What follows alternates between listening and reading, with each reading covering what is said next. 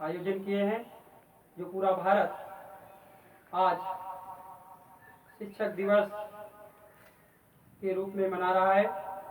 Doctor Sarvepalli Radhakrishnan जी हमारे देश के महान शिक्षाविद और भारत के प्रथम उपराष्ट्रपति तथा एक कुशल राजनीतिकार थे। उन्होंने शिक्षा के माध्यम से न केवल अपना बल्कि लोगों को ये समझाने का प्रयास किया कि कितना भी गरीब बालक क्यों ना हो, उसको भी निःशुल्क शिक्षा अपनी सैलरी से देते थे, पढ़ाई का खर्च, और एक महान शिक्षक के रूप में प्रसिद्ध हुए। लोगों ने कहा कि आपका जन्मदिन हम मनाना चाहते हैं, तो उन्होंने यह आशा जाहिर की थी कि यदि आप हमारा जन्मदिन मनाना ही चाहते हैं तो एक शिक्षक के नाते मैं चाहूँगा कि सभी शिक्षकों का सम्मान हो और शिक्षक दिवस के रूप में मनाने का निवेदन किया था। ऐसा कहा जाता है, तभी से उनके जन्मदिन को हम शिक्षक दिवस के रूप में मनाते हैं। तो हम ये कहना चाहते हैं कि शिक्षक या गुरु ये आदिकाल से भारतीय परंपरा में रही है। चाहे आप गुरु द्रोणाचार्य को देख लीजिए, शिक्षकों ने हमेशा अपने से श्रेष्ठ अपने शिष्य को बनाया है। चाहे भारतीय इतिहासकार में देखिए या विदेशों में अरस्तु को देख लीजिए, प्लेटो को देख लीजिए, उन्होंने अपने शिष्यों को अपने से अधिक शक्तिशाली, गौरवशाली बना के दिखाया है। आचार्य चाणक्य का नाम आपने सुना होगा। सम्राट अशोक को महान बनाने में उनका बहुत बड़ा योगदान है।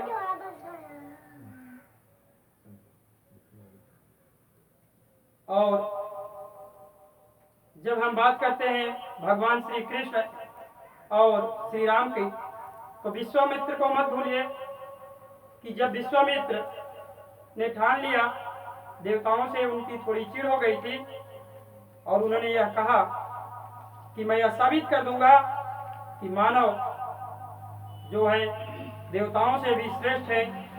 उन्होंने राम और हरिश्चंद्र दो लोगों को महान बना के छोड़ा है।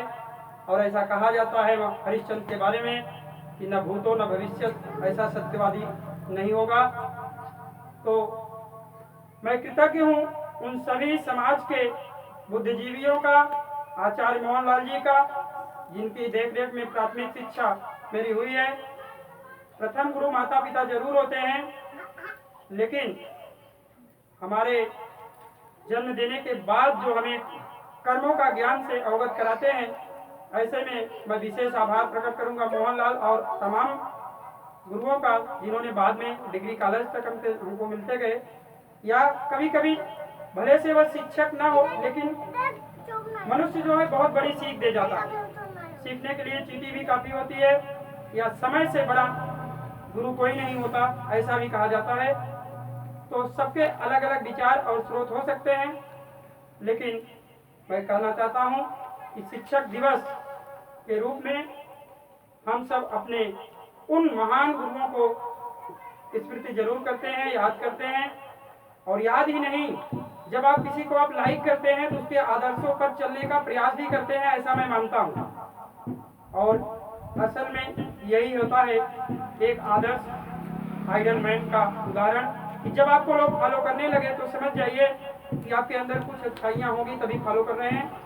तो हमें कहना चाहेंगे कि शिक्षक गुरु द्रोणाचार्य भी थे जैसा कहा, लेकिन शिक्षक में गुरु शुक्राचार्य का भी नाम आता है, ये भी याद रखना चाहिए।